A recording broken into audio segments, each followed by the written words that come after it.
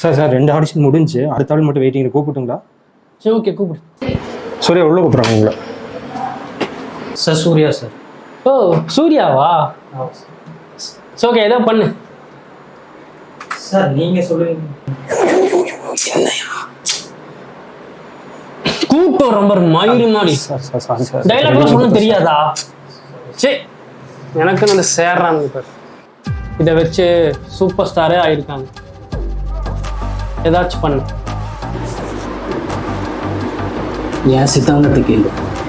அப்பாவும் தாத்தாவும் வந்தார்கள் போனார்கள், நீயும் ஒரு நாள் போயிடுவ, நானும் ஒரு நாள் போயிடுவேன்.